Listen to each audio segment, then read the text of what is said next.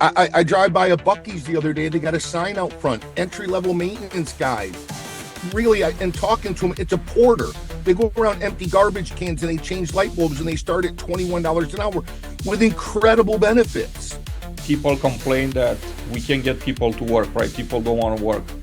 And the whole reality is that, when a manager says that, my answer will be instinctively, people do want to work, they just don't want to work for you. So I've always told our maintenance staff that if you can show that you can keep contractors off of your properties and get the work done the right way without callbacks, then there's plenty of justification for us to be able to pay you more. Because if is the incentive, I'm paid more to turn units, then I'm going to turn more units. Forget the leak in 302. If I'm paid more to close work orders fast, then I'm going to close work orders fast, forget the turn. We can't create that conflict in people. We can't engineer conflict in a single person's role that's getting paid 27 bucks an hour. It's never gonna work. And we're sitting here as, a vendor that prides itself on getting in and out, pulling our hair out because we're just watching, the lost rental days, like a gas meter as they're waiting to. So this is one of the things when you're not the only, when you're one of the few management companies doing it, sometimes the perception around it isn't necessarily great, even though we all are well aware that the vendors that we choose to use all make a profit off of their work. Otherwise, they won't be around for long. So to kind of changing that perspective is one of the challenges, as well as having that kind of managing that kind of potential conflict of interest that kind of lives there when we're both identifying the work, scheduling the work, and performing the work for a charge. Oh, I could add other, if you'd like, Adrian, or if that's a decent start for you. Yeah. As far as incentives, right, for performance, based on the individual's performance, right, or even based on the team performance, because if you have various teams and they have KPIs and goals, and there's certain bonus structure or whatever incentive, would love to hear that. Yeah. So the timing of these calls, Adrian, is always great. You constantly are saying, hey, let's go talk about whatever topic I happen to be thinking about at the moment. So that's beautiful. Just want to hats off to you on that. So I'm designing our 2026 comp structure right now. We do not have financial bonus tied to any of these roles today, which I'm looking to change. Right. So what does that look like? That's an interesting question because it's not necessarily going to be just a pool of cash, right? There's some non-monetary incentives we're looking at as well. And we're looking at a few different areas, right? So some of them, obviously, your key metrics, right? So we have OKRs, we drive towards those today.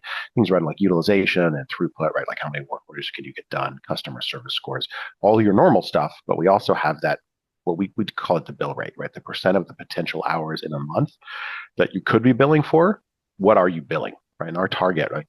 We're 90% plus is the target. So one of the areas we're looking at bonusing is in that area when they can break north of that 90%, which to start getting some type of a financial incentive for that is really the direction that I'm leaning right now.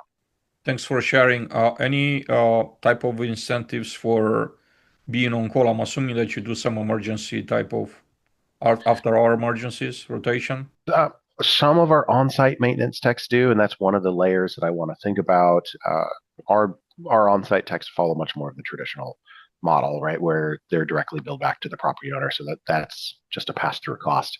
So whatever I do there, that would have to be added to the property's budget and ultimately approved by the property owner, which just adds complexity. A lot of us face that complexity today.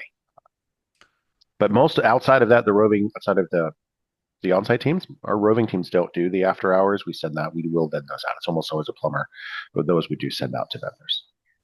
So when you have a site team that's, like a technician that's on call at the site level, and then they go after hours, they service, they spend like 5 hours or 10 hours on call. How do they get paid, right? What is the yeah?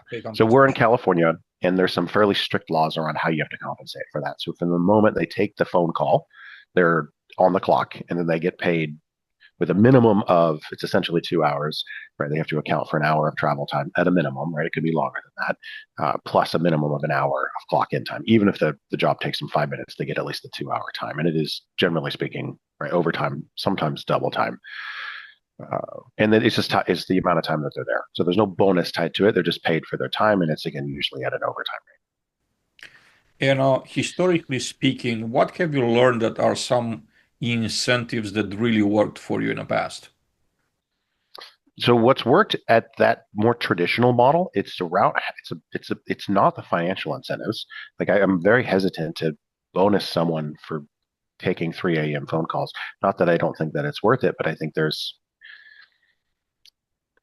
too much incentive for them to kind of play the field and maybe not answer at 4:59 and then go ahead and choose to answer at 6 p.m. when it becomes an after hours emergency. Um, so it's more about finding the right players who really want to take care of the property, who really want to do a good job. So that really the non-monetary incentives I found are best there, tied with a little bit of autonomy on coming in late the next day. Right. Just like if you're up until 3 o'clock in the morning, just like have the expectation be that if they say, hey, look, I can't make it in until 10 or 11, great. Right. Having that flexibility there for them if they choose it, because some of them do, some of them don't, I think has also been really impactful. I'm gonna push back a little bit there to what you just said. And you said that, you gotta have the right people. Well, I think when you have the right people, right, that kind of the problem kind of like solve itself. Because, the trust is there.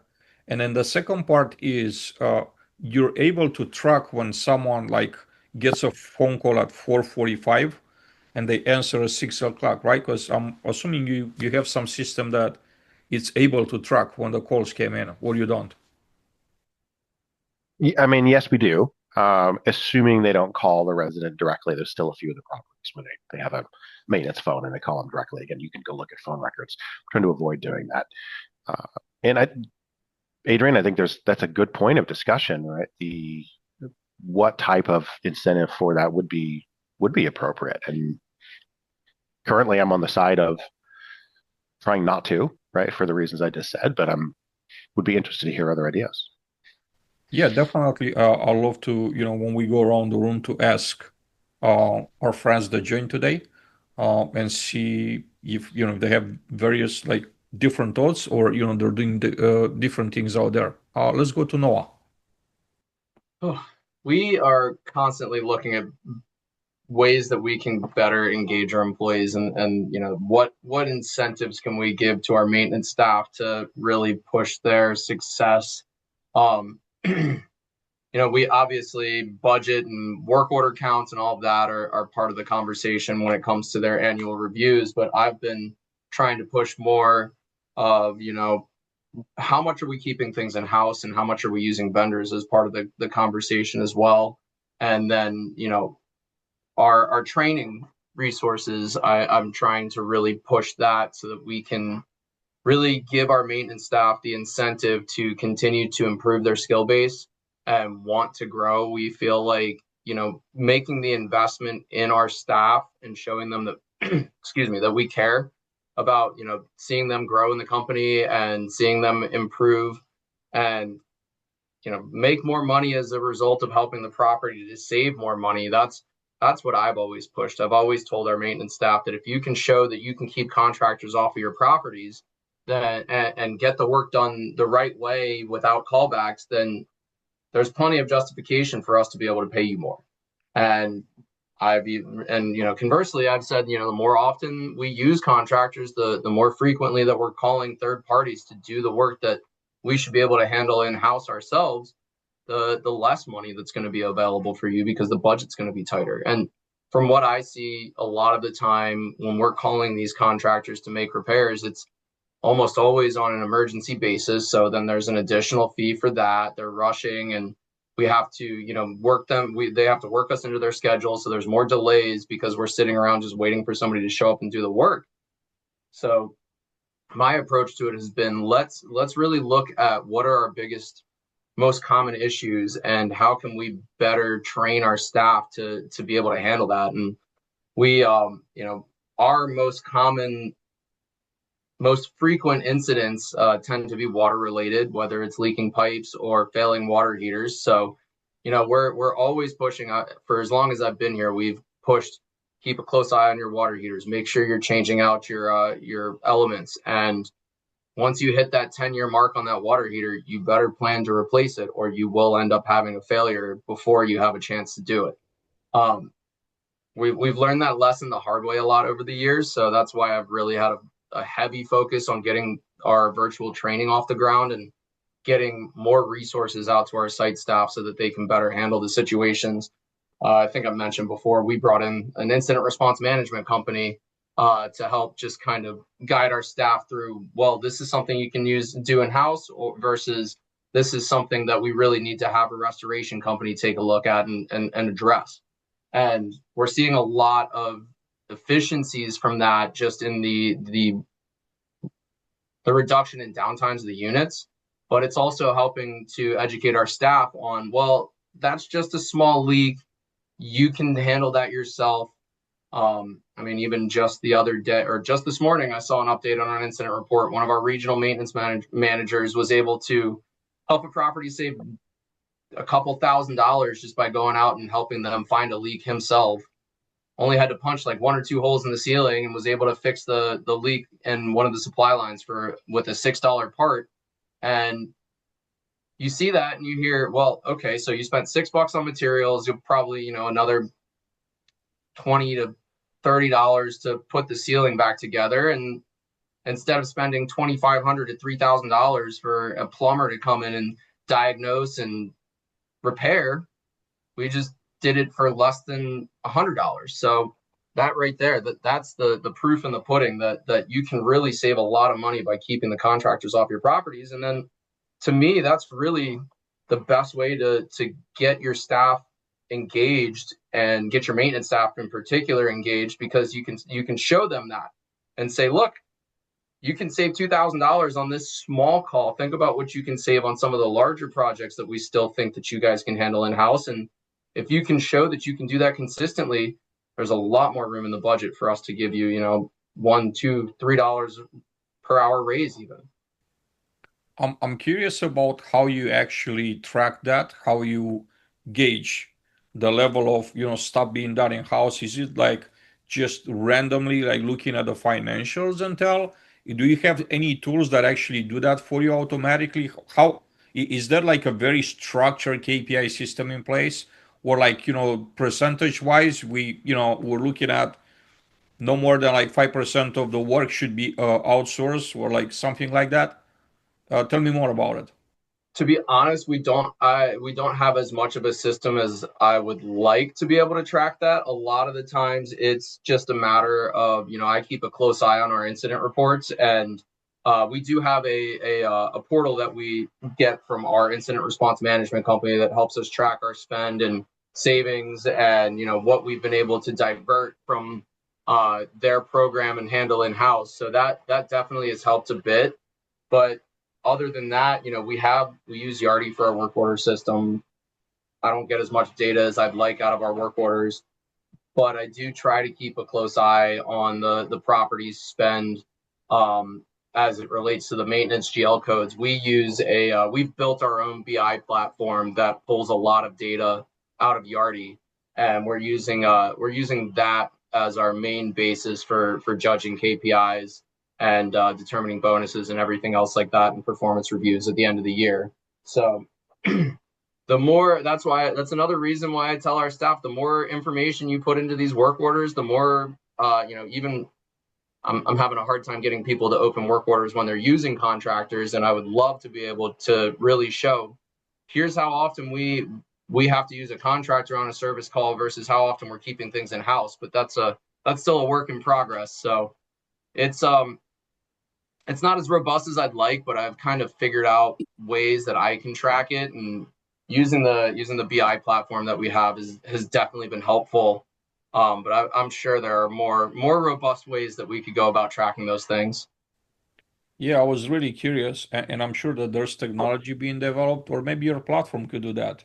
If you put in you set up the parameters and you just kind of like plug them into the BI platform. So thank you for sharing that. I like to switch now, I guess, to go across the table to Mac. And although you're not running a property management company, I'm curious about what do you see, like historically, what has been like a great compensation model for labor that you've been aware of, you've been exposed to. if you from outside looking in could have like an opinion about just knowing what you know about like the technicians at the site level, and maybe there's a system that you incentivize the teams that you send out to the properties to do turnkey.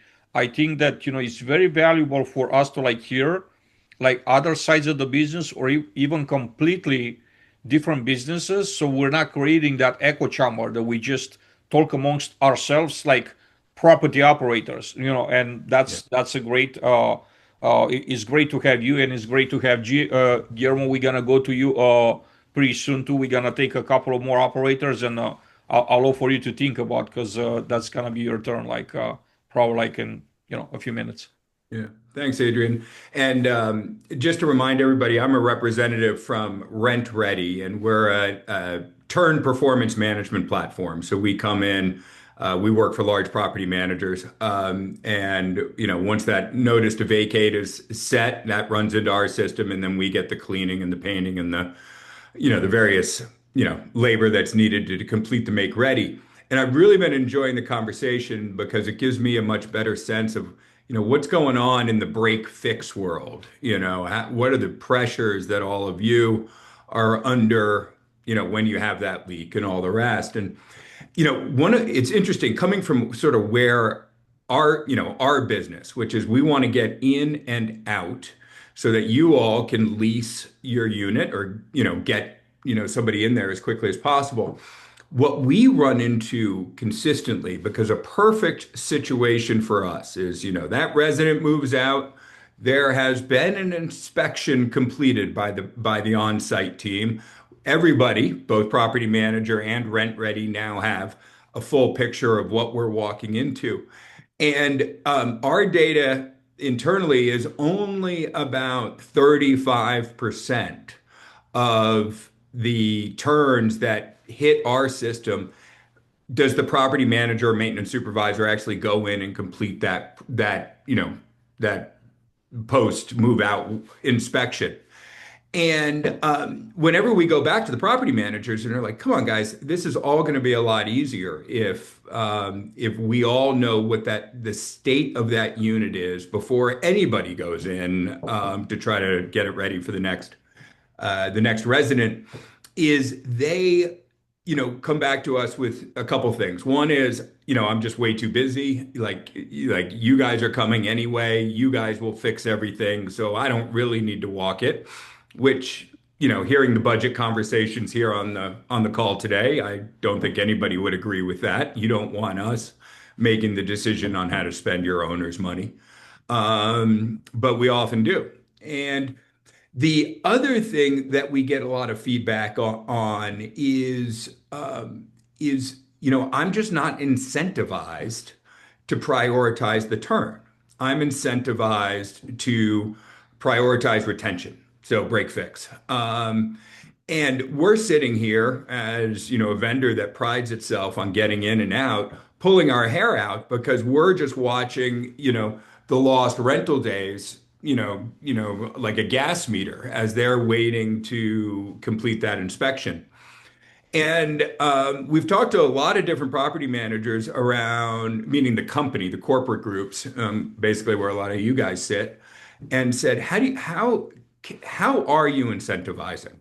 And I would say everybody's got sort of a different answer, but the two that come up more and more are we incentivize based on retention and work order response rates. And that makes all the sense in the world, unless you're actually the one monitoring the P&L of that property and worrying about your occupancy rates. And then all of a sudden it's like, maybe that isn't the best incentive, or maybe we've got to figure out some way to find a blend so that those turns can be prioritized as well as the break fix. Or we're in a very interesting environment right now, all of us in the industry, where yeah, okay, maybe it's okay for that turn to linger because we're all fighting for retention, because in many markets we aren't able to get the same rent growth. However, I struggle with that motivation, meaning like every every piece of inventory should be ready because you never know who's going to walk in the door at a moment's notice. You know, you're like, oh, nobody's going to walk in for that 3 bedroom because, you know, we get 2 inquiries a year on a 3 bedroom. So we're going to let that turn, you know, delay and all the rest. And then they get caught because they don't have a unit ready because somebody's looking for a 3 bedroom. So I don't have a great answer. Is you know the reality from the vendor side, because I'm a selfish vendor and I want us to hit our SLAs, and so I want us to be able to complete that make ready as quickly as possible. But then there are all these other pressures that are the on-site teams facing. You guys mentioned a lot of them right now, and you know, if I want to put on like my McKinsey consulting, you know, super compensation hat, I'd really be trying to figure out, you know, is there a way to tie the on-site team back to the performance of the overall property so that they can become a little bit more like a CEO of their property, which I think they used to be before we had all this technology that allowed the corporate office to be paying attention a lot more. So I don't have a perfect answer. I'm going to shut up right there, but I would love to find a way to incentivize the on-site teams to prioritize the turn simply because I think we're all in this position where we all need to maximize occupancy as much as possible, and completing those turns helps with that. But I'm curious to hear what Vincent's jumping in on. Hey, Adrian. It's very Adrian. invaluable. It's invaluable here, right, Max? So you don't have to actually like have the answer, but I think you're bringing a lot of insight that we wouldn't have otherwise. Again, just talking amongst ourselves. So this is very welcome. So thank you for saying that. Vinny, you're up next, sir. Sorry. All right. So I'm going to hit this from a couple different angles. First, for Mac and everybody, the turn process is the very start of the process that helps us to maintain the properties and to lessen the amount of on-calls that we're going to have, right? So I find most of the time, a lot of our work orders, a lot of our emergencies come from a bad turn. If the people are not paying attention to the turn as far as really running through everything, and I don't know Mac's company very well, but how deep do you guys go? My question was, how deep do you go on the turn? Do you clean the coil on the AC? Because I know, so half of it's going to be turn time, half of it's going to be preventive maintenance, right? But there's sometimes where those things will overlap each other. And it's just another secondary way to assure that everything is being done, to lessen that time. That's going to be a phone call at 3 o'clock in the morning or 2 o'clock in the morning. Like on the turn, changing all the batteries in the smoke detectors. On the turn, cleaning the coil, clean the condenser. Obviously not if you have a lot of, you don't have a lot of retention and people are leaving, you know, every 6 months or so, you don't have to do that. But I find, you know, my question is that, so how deep do you guys go on your turns as far as being a third party turn company? Yeah. It all depends on the contract that we've got with the property manager. But the answer is we can go as well. We won't go as deep as we want you to. But yeah. we can check. You know, we can clean a coil. We can clean a condenser.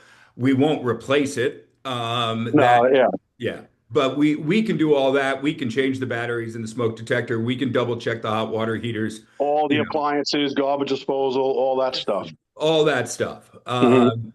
And I mean, we can even swap in new appliances. We do that for a handful of companies, assuming that we can get the process figured out where, you know, the delivery of the new appliances, you know, at the same time that we're on site doing other work. But it's a real gap because I think there's a lot of maintenance folks that think our team is looking at a lot of that, when the contract that we have with either the region or the corporate is not asking us to do all of that. That was another thing is how informed are the maintenance staff as to what a turn consists of for you?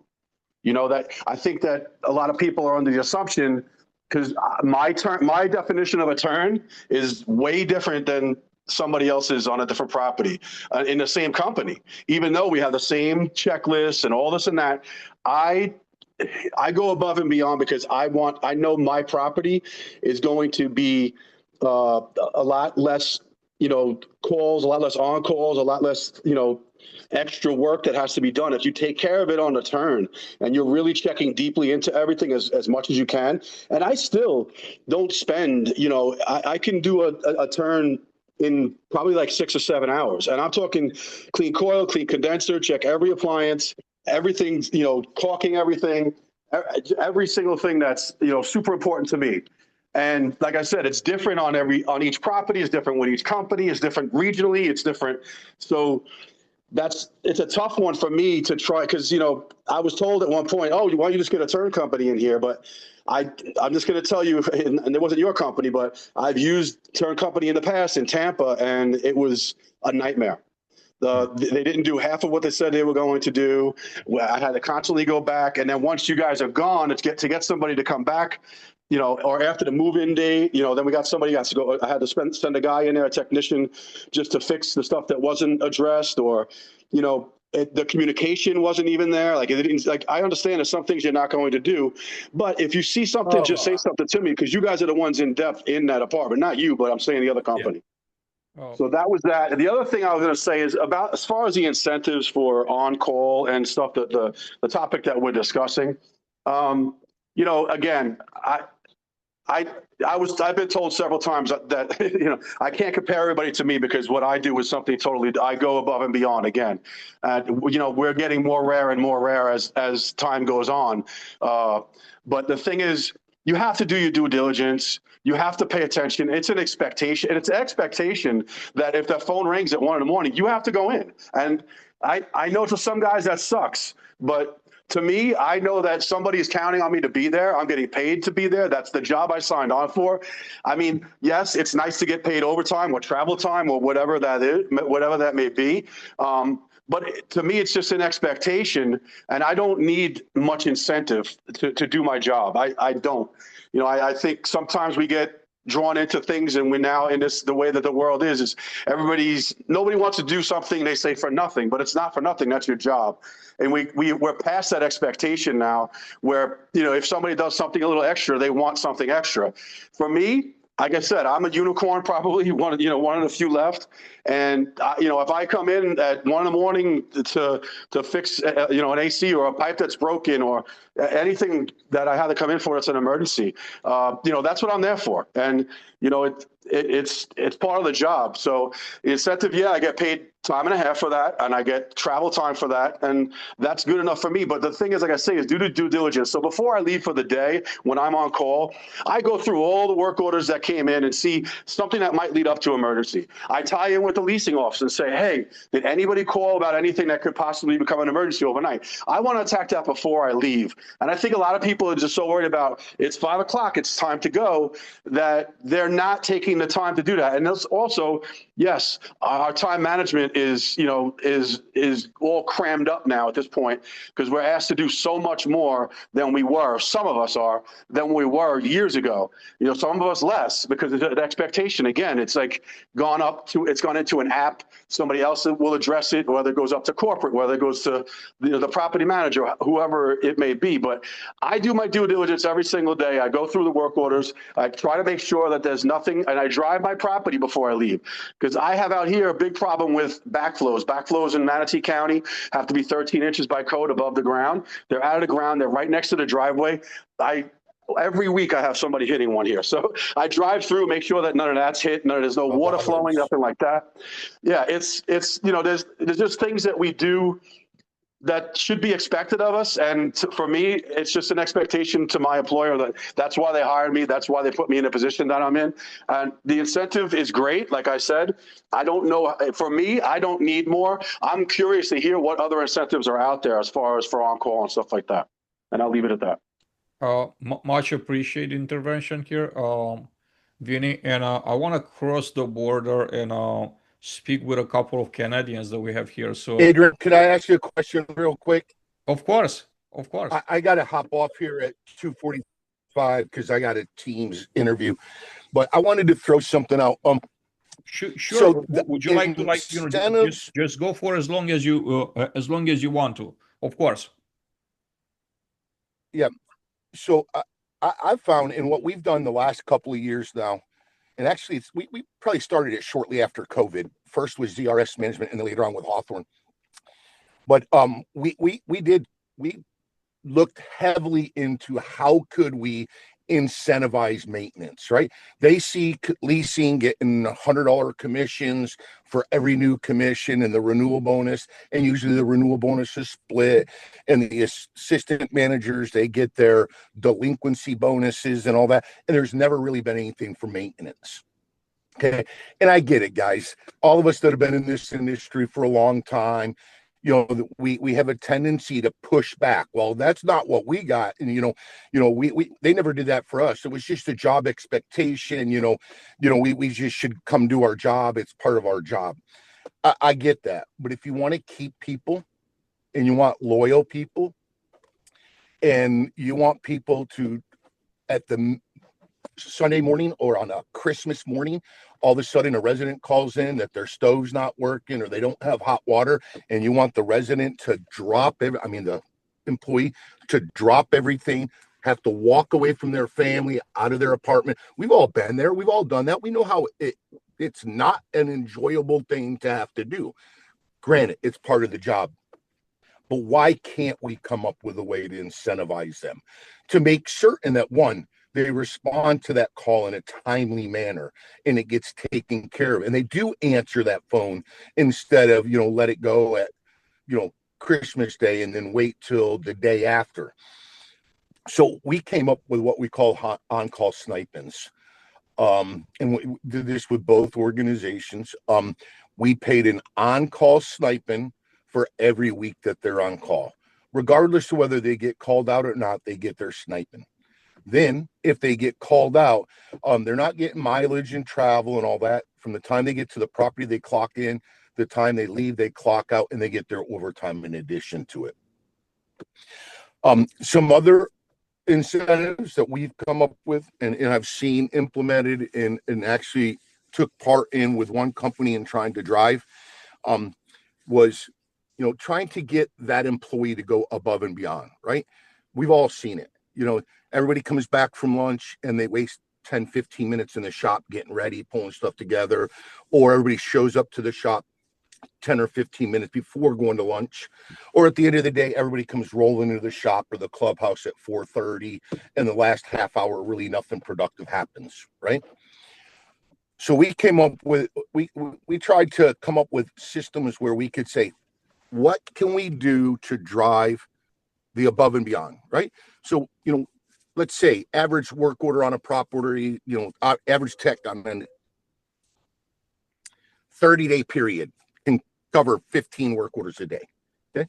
So we set the parameters, and at 15 work orders a day, we work that out to what it is monthly, what it is quarterly, and we broke down quarterly bonuses based upon work order service requests completed and how many they can go above that, right? So let's say we set the bar for the first bonus tier at 300 service requests get completed. You complete 300 service requests in that quarter, then you're eligible for the bonus. The second part of that was turn. How many of your turns did you complete within the 5-day window? And nowadays, with all these mobile facilities apps and all, you can even set up parameters where you're tracking the number of go back work orders for each turn, right?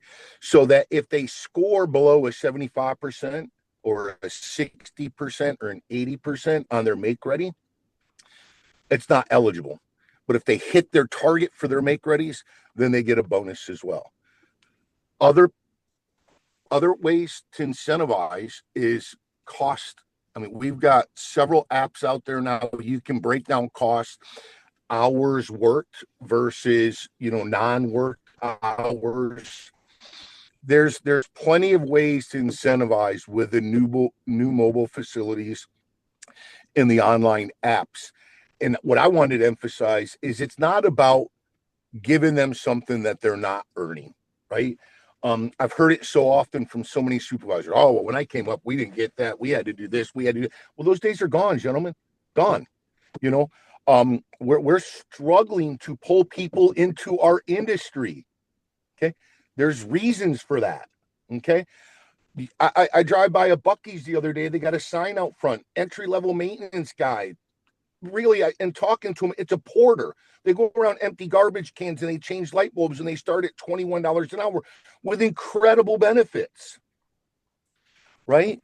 And I look at it as not what I didn't get over the years and all that. It's more about where are we going and what can we do to inspire, encourage people to come into our industry and stay in our industry and to be as productive as they can for the 8 hours that they are on the property. And that's what the incentives should be looking at. The incentives should be, how can I to inspire them and how can I incentivize them to make certain that they work that 8 hour day, that 15 minutes isn't wasted before lunch, 15 minutes after lunch.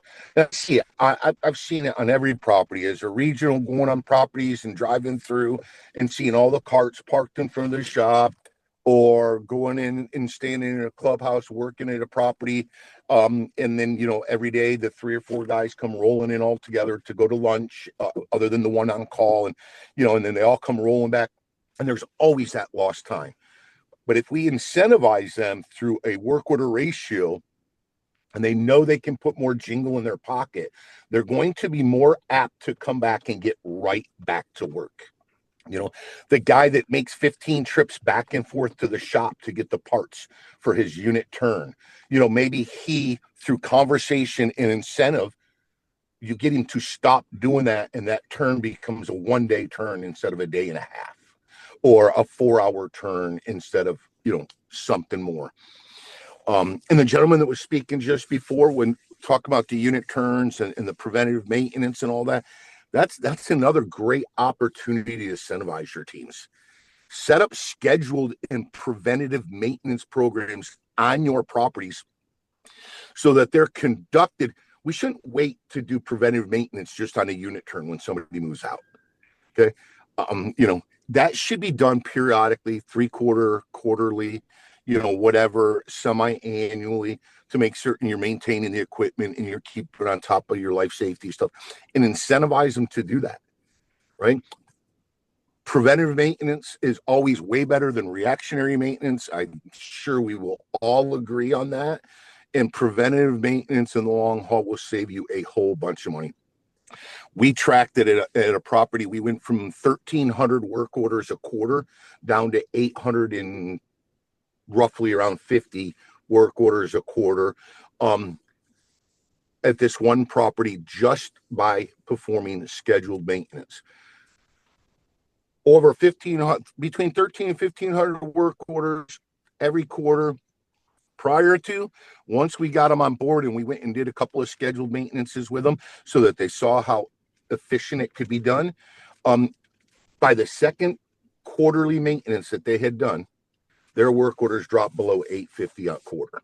That's an immense amount of time that is now saved, and it doesn't even take a fraction of that time to do the scheduled maintenance. The other thing it did is, and we were able to track this through our mobile facilities app, showing that the number of compressor failures and refrigerant leaks dropped by 2/3 on that property. Clean coils means efficient equipment, right? Which means less failures.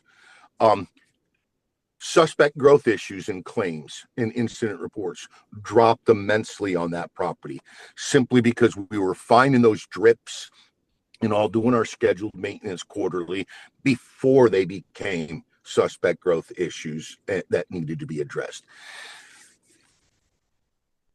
So many properties don't do a scheduled maintenance, or if they do, it's a hit and miss scheduled maintenance, because in their eyes, there's a million other things that need to be done first. Okay. Incentivize them to do it so that they will do it, and you'll see and you'll reap the rewards on your property, I assure you. I mean, I'm not talking about just necessarily monetary, right? I'm not talking about always putting money in their pocket, right? One of the things that we set up that I set up for my region was, we do a scheduled maintenance competition quarterly. The first 3 properties to finish their scheduled maintenance with 95% compliance, every month they'd get a bonus. Not money. 1 month we did a skid with a pressure washer on the back that they could drop in the back of their golf carts, so that when they do their condensers, they could zip right around with that on the back of the cart, 50-gallon tank, and then they go ahead and pressure wash their systems. We always try to incorporate some kind of equipment for the property to make their jobs easier. And that just worked out great. I mean, I can't tell you how many of those little Ryobi cordless pressure washers for cleaning the evaporator coils you pump out of a bucket that we've given out to our properties as rewards for second and third place.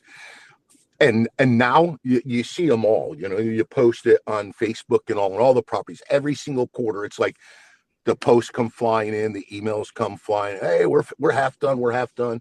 You know, it's all about.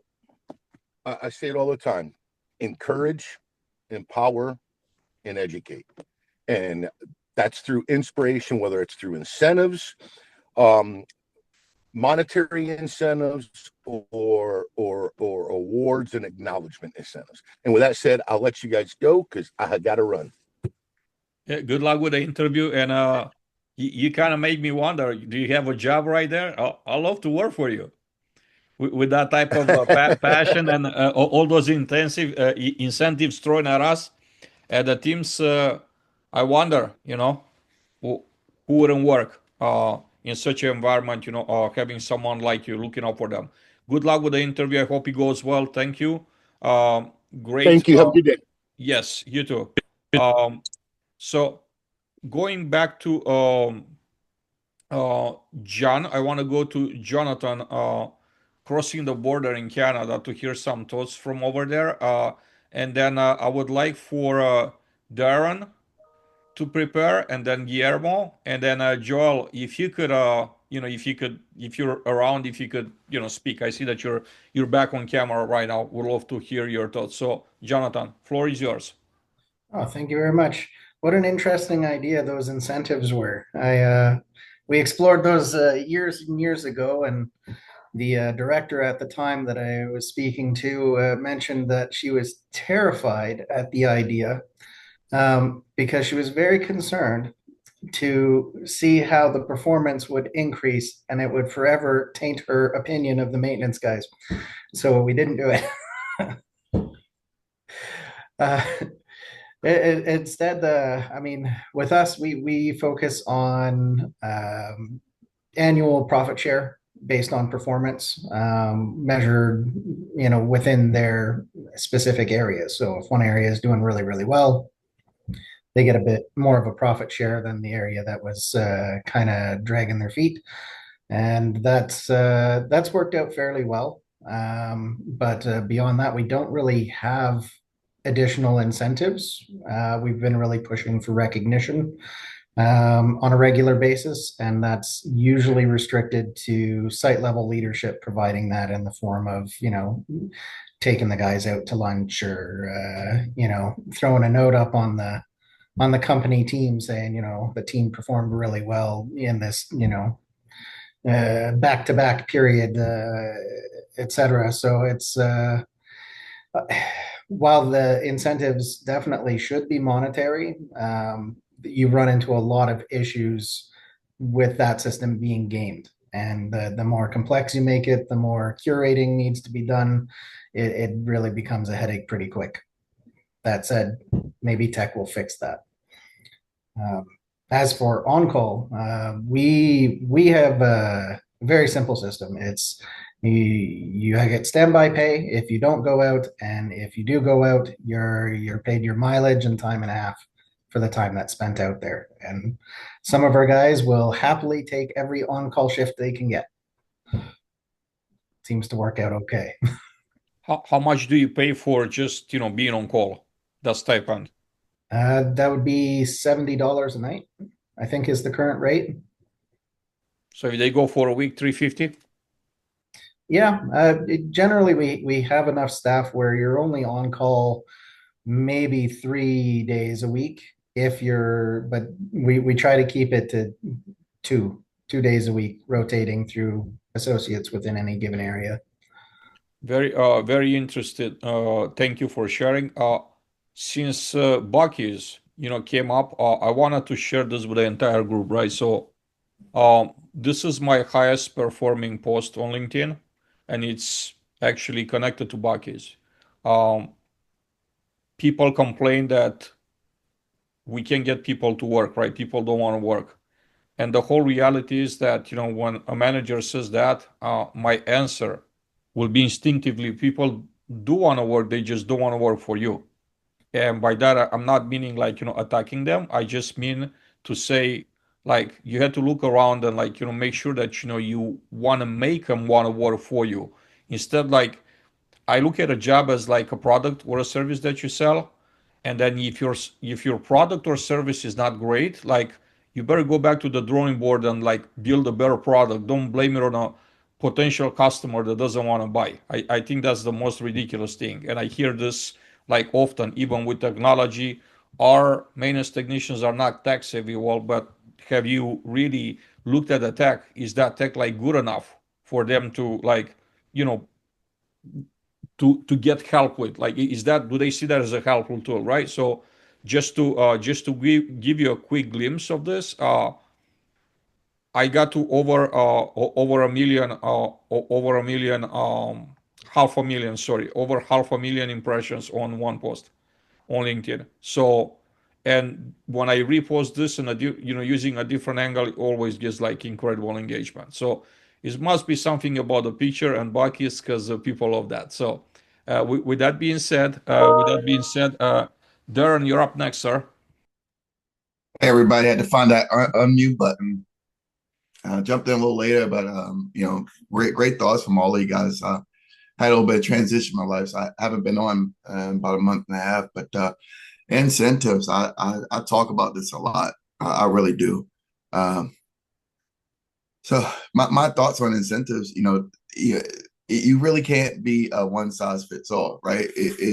The first thing you got to do is kind of figure out what your company strategy is. Depending on company strategy, I think that's kind of how incentives go one way or the other, right? Because you got some operators, they're third parties.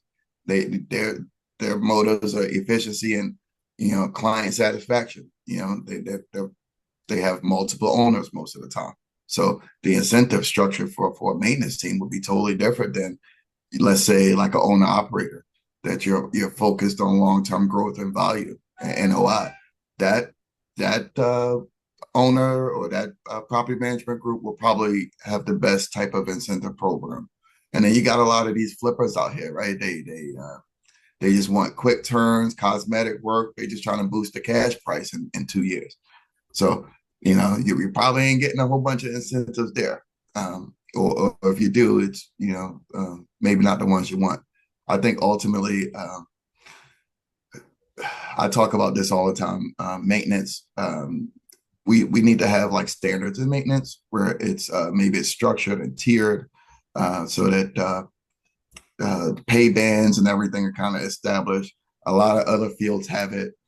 Maintenance is kind of the stepchild when it comes to the trades. The plumbers have tiers.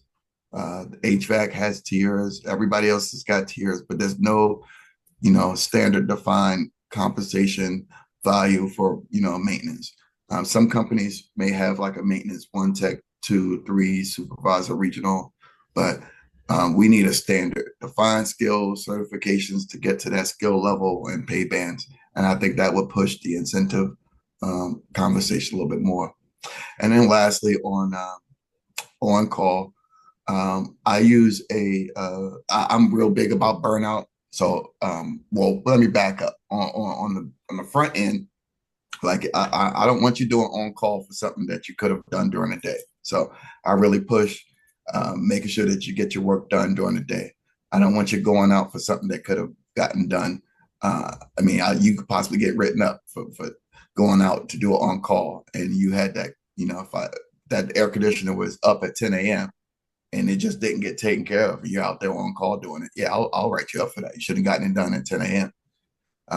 But I don't want people to get burnt out either, right? So what I do, I implemented this rotating schedule. So I got one guy on for two weeks per technician the first time, and then 1 week the second time. So let's just say you got a site with 3 maintenance team members, right, that are on call.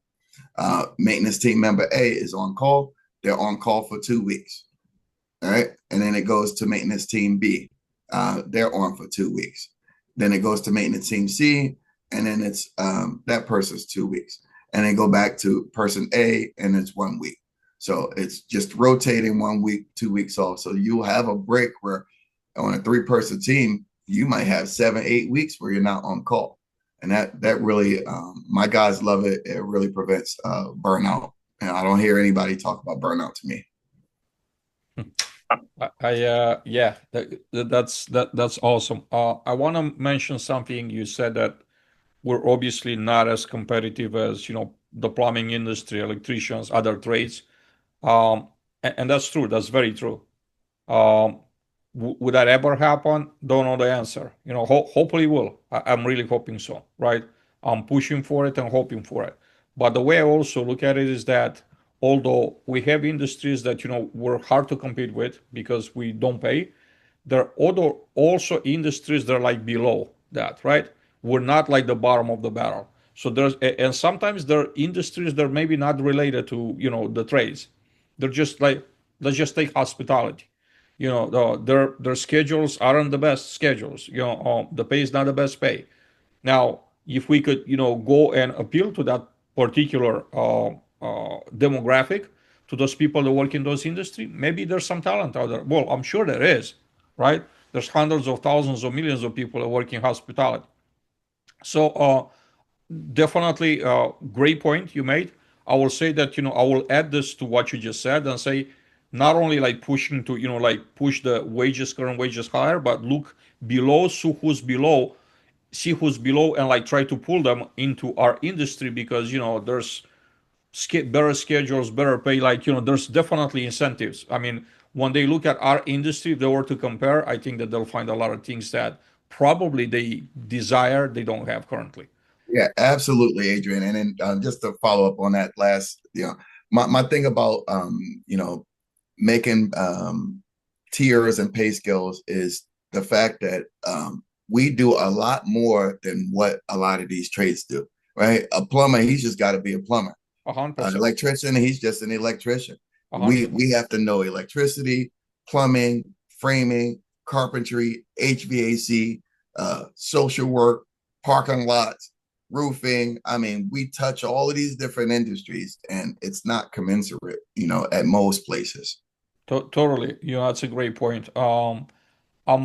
Before going to Guillermo or Scott, if you're ever in a position to turn the camera on and ask the group the question that you typed into the chat box, feel free to do that. But if you're not, that's great. I'll make sure to bring it up and ask the group before we close for the day. So, Guillermo, the floor is yours. Okay, so one thing I noticed is that you take a look at turn volume, like in terms of demand. Actually, first observation. So we're talking about incentives of the conversation. We ended up talking a lot about metrics.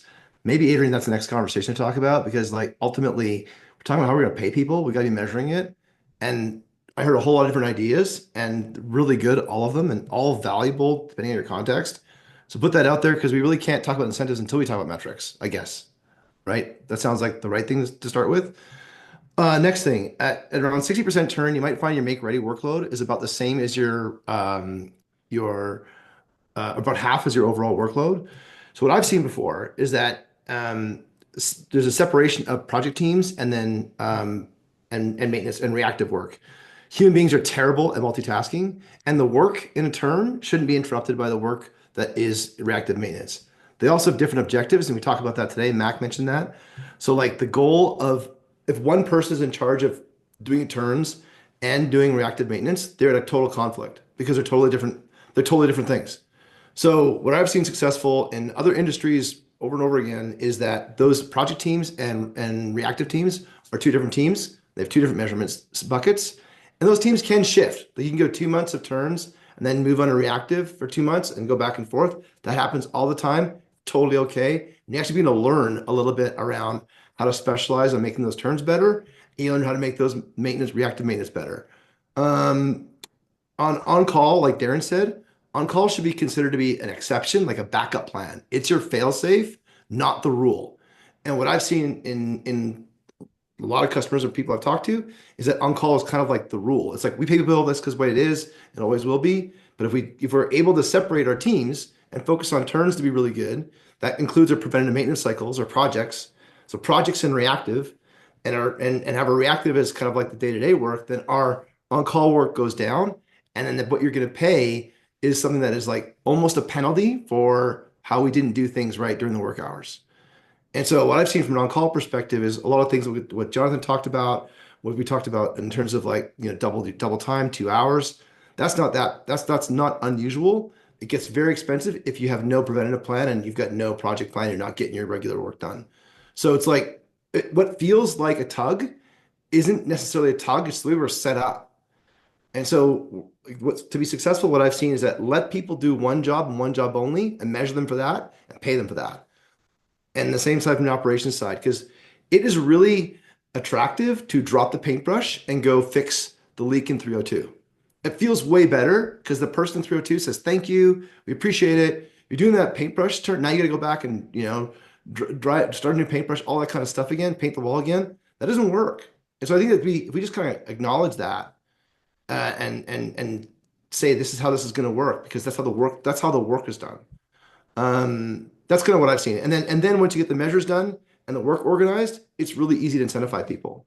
And I like Vince's point, just do the job, right? But make the job easy to do. Like right now, the job is so hard to do that we have to feel like we need to incentivize people. And the incentives we'll find is actually just creating even more conflict of what to do.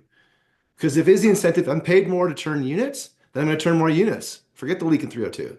If I'm paid more to close work orders fast, then I'm going to close work orders fast. Forget the turn. We can't create that conflict in people. We can't engineer conflict in a single person's role that's getting paid $27 an hour. It's never going to work.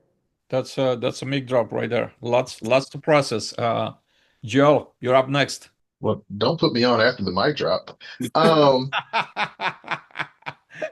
Yeah, you know what? Someone I has to didn't. be. You just had to be you today. I think he has a really good point about the metrics really guiding incentives. One of my thoughts listening to, I'm sorry, I missed the name. I was just listening during the beginning, but they mentioned that they were doing next year's compensation and that they were really looking at adding financials into it. And I kind of found myself 2 years ago doing the complete opposite. Historically, the company I'm with now has always done everything NOI based, and it's a flat NOI bonus structure for the full maintenance team. And when I was looking at, just happened to be, we were preparing for bonus payout when I first started, and I'm looking at it, and the properties that were in the biggest disrepair were actually the ones that were making NOI because they weren't doing PMs and they weren't doing repairs on time, and so they were saving money. So it was helping them on the NOI in the short term, at least.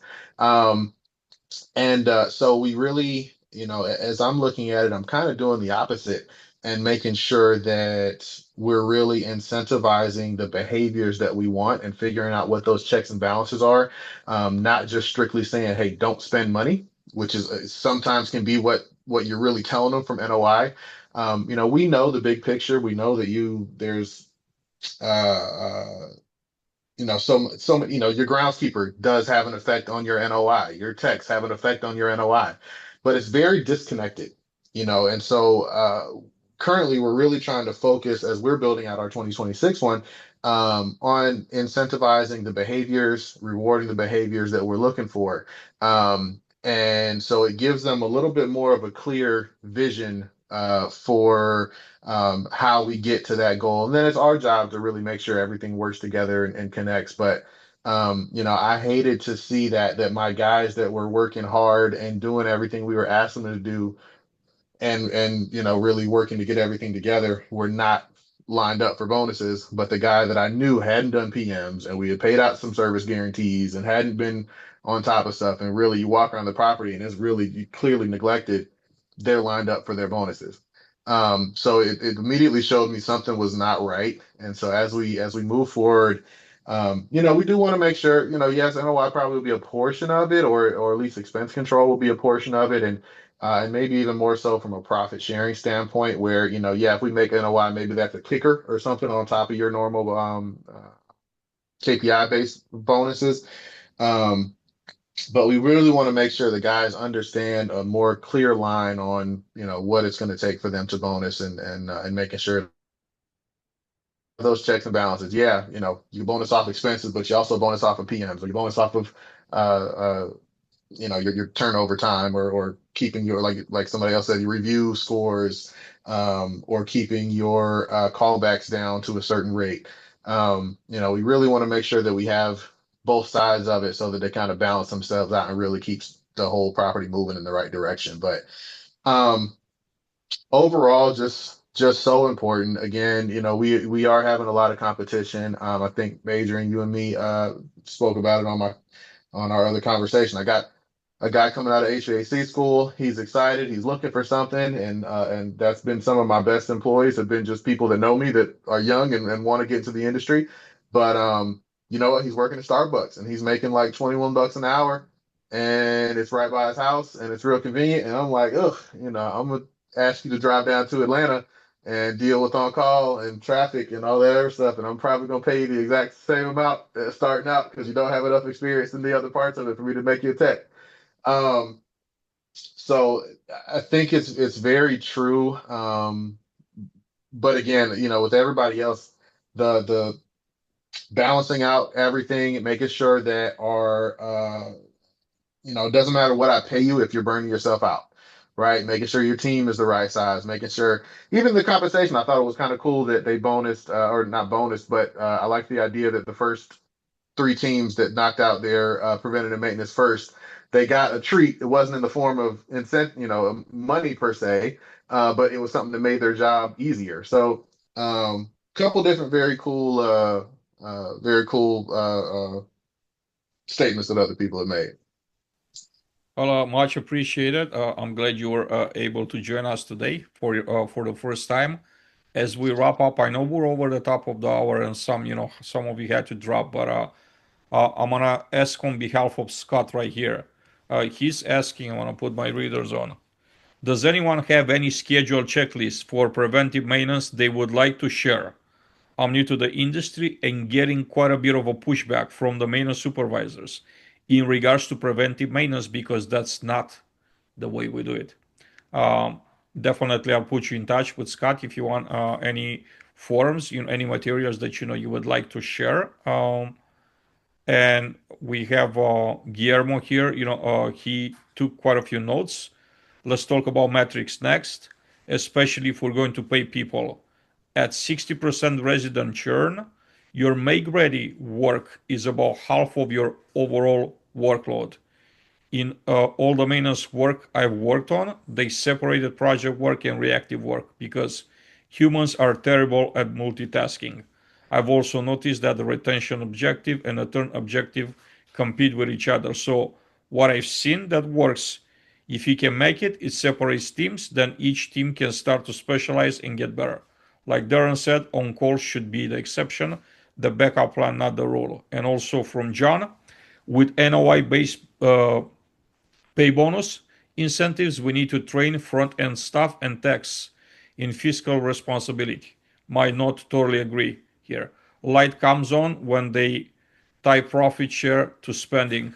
Gentlemen, this is all the time we had today. For those of you that stayed until the end, thank you very much. And for those that had to drop, completely understand. We're about 8 minutes over the top of the hour. See you all in a couple of weeks. We come up with another topic for Bentley that has in his mind. I'm start reading you right now. So give me a couple of days and I'll come up with something that you're thinking about. Thank you all very much. Have a great afternoon.